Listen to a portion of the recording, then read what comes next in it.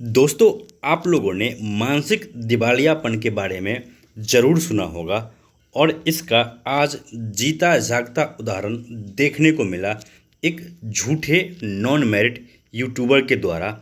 आज उसने फिर से यूट्यूब पर आकर ऐसी बातें करी है जिससे ये साफ साफ साबित होता है कि इस इंसान का पूरी तरह से मानसिक दिवालियापन हो गया है।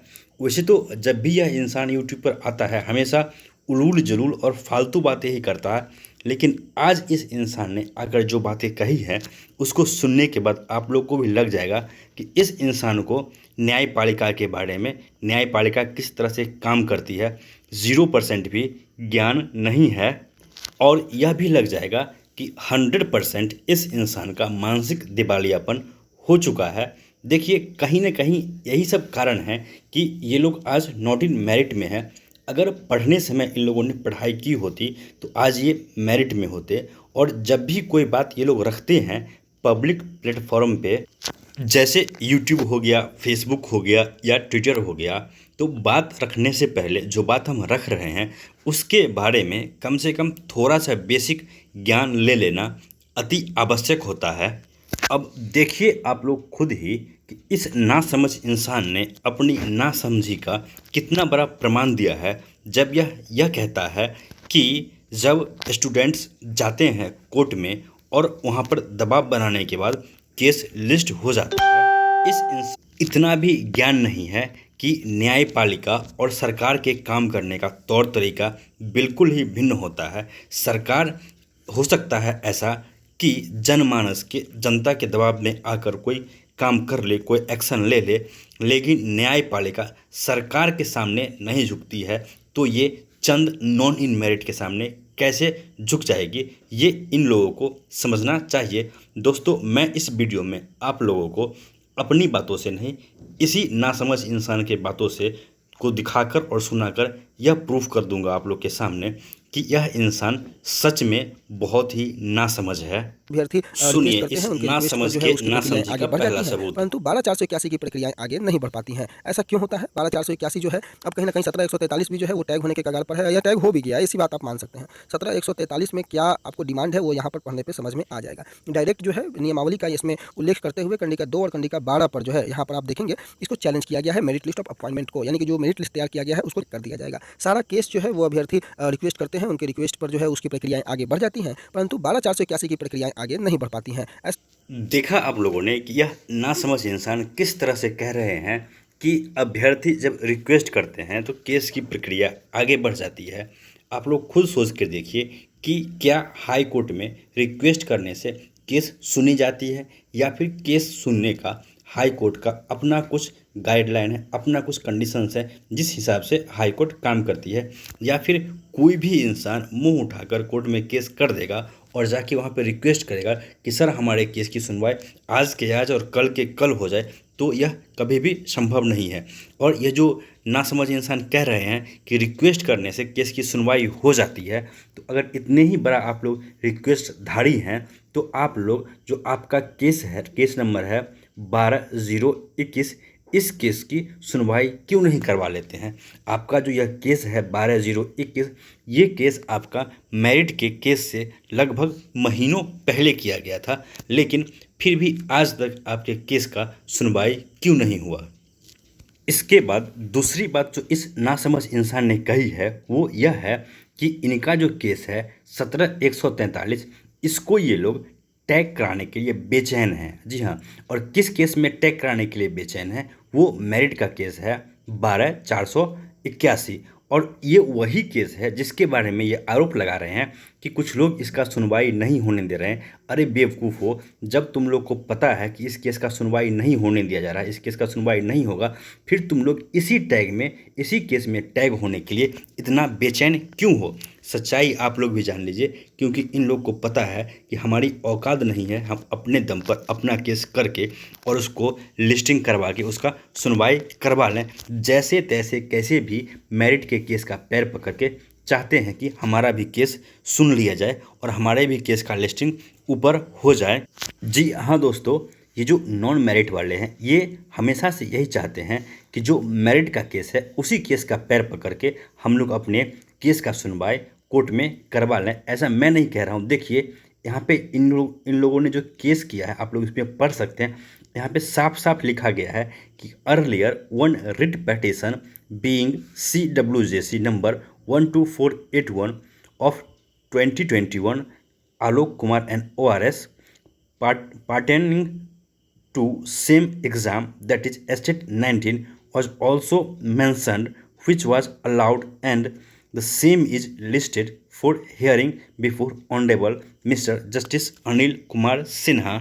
अब इन लोगों के सातिराना इरादा को समझिए। एक तरफ तो ये लोग कहते हैं कि जो लोग मेरिट में हैं वही इस केस की सुनवाई को रुकवा रहे हैं, और दूसरी तरफ सब ये लोग हाई कोर्ट में जाते हैं और केस करते हैं, वहाँ पे यह दलील देते हैं कि जो मेरिट का केस है 12441 ये टैग ये लिस्टेड हो चुका है, और इसीलिए हमारे केस का भी टैगिंग इसी केस में कर दिया जाए, ताकि कैसे भी करके हमारे केस का सुनवाई हो जाए।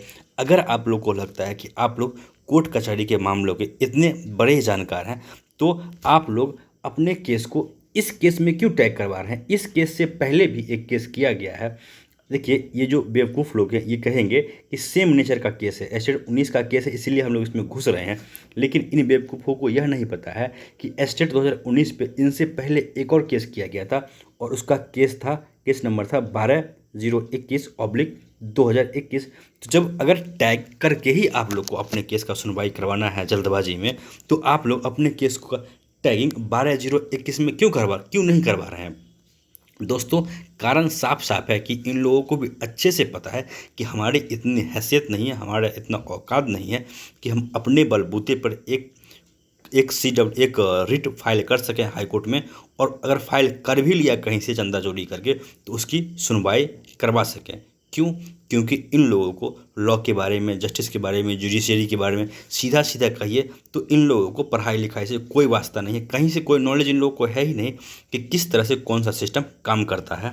बस यूट्यूब पर बैठकर भ्रम फैलाकर लोगों से चंदा चोरी करके अपना पेट पालना है, क्योंकि इन लोगों को ही पता है कि इसके अलावे भगवान ने इनको और कोई टैलेंट दिया ही नहीं है। दोस्तों अब जो मैं बातें कहने जा रहा हूँ इसको आप लोग ज़रा ध्यान से सुनिएगा और समझने का कोशिश कीजिएगा, भले आप मेरिट में हो या नॉन मेरिट में हो। इसी नासमझ यूट्यूबर ने इसी वीडियो में यह भी कहा है कि हमारा जो केस है 17143, इसमें जो हमने मांग रखी है वो बहुत ही वैलिड है और हम केस जीत सकते हैं। तो देखिए मैं आपको बता देता हूँ, समझा दूंगा अच्छे से कि इन लोगों ने जो मांग रखा है, यह मांग सुनने के बाद जो कोर्ट में जो न्यायाधीश होंगे उनको भी हंसी आएगी, और ये मांग कहीं भी एक हियरिंग में भी टिकने वाला नहीं है। इसके लिए सबसे पहले देखिए कि इन लोगों ने क्या बातें इसमें कही है, और ये बात किस तरह से हास्यास्पद है और इसका कोई आधार नहीं है।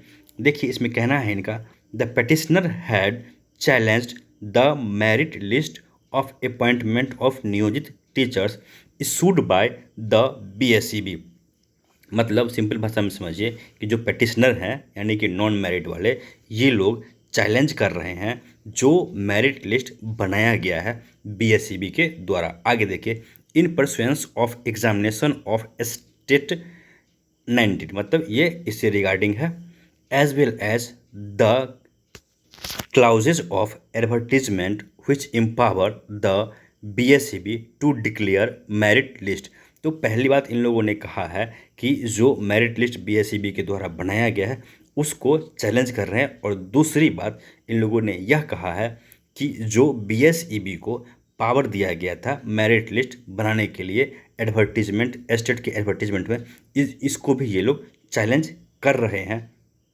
तो सिंपल भाषा में इसको अगर समझा जाए तो इन लोगों ने दो तरह से अपना जो है आपत्ति दर्ज करवाया है कोर्ट में। पहला आपत्ति इनका यह है कि BSEB ने जो मेरिट लिस्ट बनाया है वो गलत है, उसको रद्द किया जाए, और दूसरा आपत्ति इनका यह है कि जो स्टेट के STET के नोटिफिकेशन में दिया गया था कि BSEB मेरिट लिस्ट बना के दे, इस पे इनकी आपत्ति है और ये चीज़ ख़त्म किया जाए। तो अब यह भी समझ लीजिए कि ये दोनों आपत्ति जो है वो निराधार क्यों है।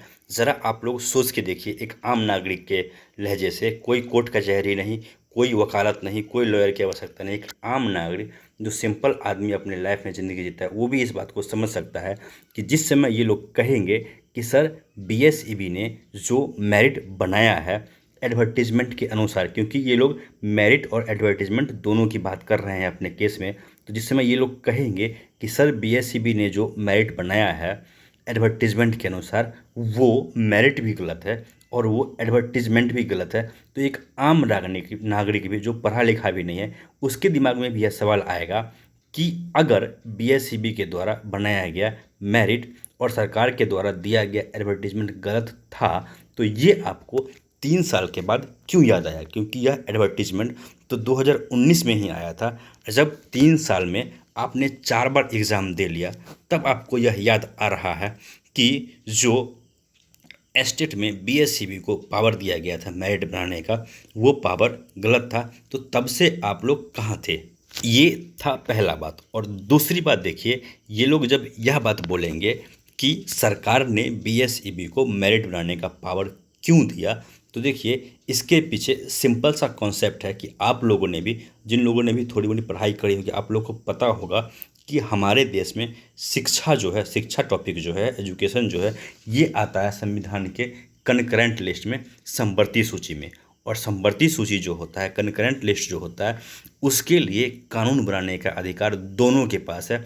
स्टेट के पास भी कानून बनाने का अधिकार होता है और उसके लिए सेंटर के पास भी कानून बनाने का पूरा पूरा अधिकार होता है।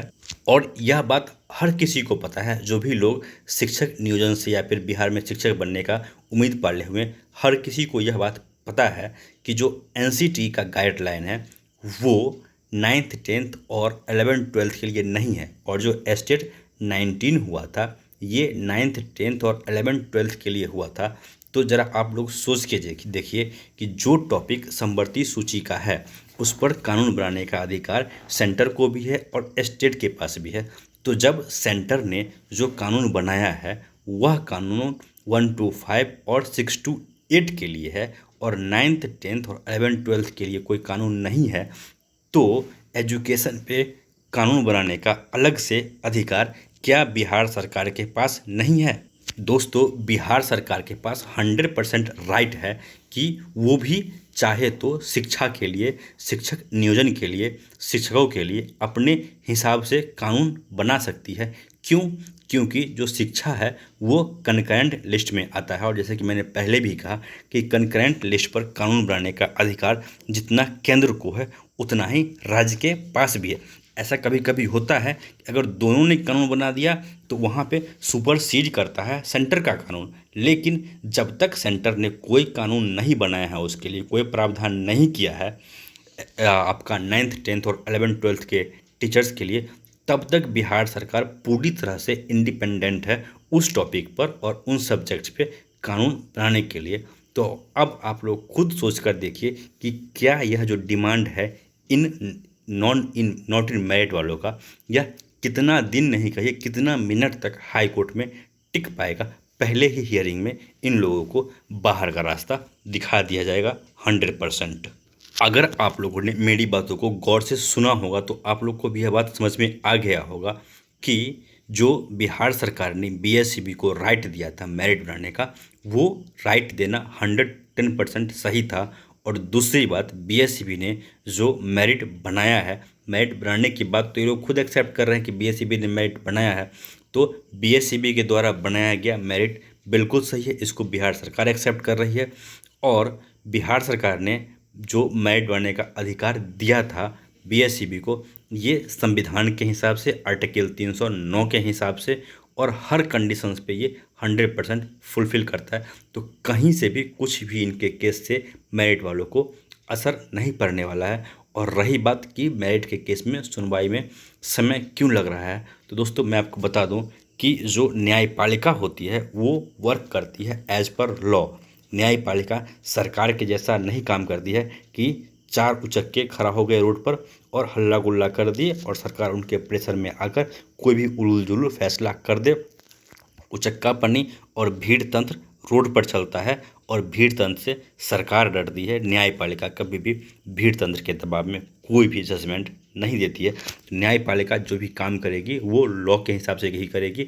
और एस्टेट के में जो भी काम किया गया है, भले वो मेरिट बनाने का हो या फिर बीएसईबी को अधिकार देने की बात हो, ये हर काम एज पर लॉ हुआ है, इसमें कहीं से भी जो लोग मेरिट में हैं, कुछ लोग ये भी कहते हैं कि क्या होगा मेरिट का, तो देख लीजिए आपका जो नोटिफिकेशन है वो 110% सही है। नोटिफिकेशन के हिसाब से बनाया गया मेरिट लिस्ट 110% सही है। तो फिर आप लोग को चिंता करने का कोई आवश्यकता नहीं है। समय सिर्फ और सिर्फ इसलिए लग रहा है क्योंकि जो बिहार की सरकार है, इनका शिक्षकों के प्रति बहुत ही उदासीन रवैया रहा है। ये लोग चाहते नहीं हैं कि शिक्षकों की बहाली बिहार में किया जाए, और कोई कारण नहीं है। लेकिन आप लोगों ने देखा होगा जिस तरह से फिजिकल टीचर में हुआ कि हाई कोर्ट का जब डंडा चलता है तो ये लोग दंडवत खड़े हो जाते हैं और हर काम करने के लिए एग्री हो जाते हैं। थोड़ा वक्त लग सकता है, लेकिन जैसे ही हाई कोर्ट का डंडा पड़ेगा सरकार पे और मेरिट के पक्ष में फैसला आएगा, मैंने जो आप लोगों के सामने बातें रखी हैं, अगर आप लोगों को समझ में नहीं आया होगा तो वीडियो पॉज करके इसको पीछे करके एक बार फिर से सुनिएगा उन बातों को। आप लोग को भी लग जाएगा कितना स्ट्रॉन्ग आपका केस है और आप लोग 110% जीत रहे हैं। दोस्तों, यह वीडियो बहुत लंबा हो रहा है, इन टॉपिक पे मैं आप लोगों से फिर कभी डिस्कशन कर लूँगा। दोस्तों, इस वीडियो में इतना ही।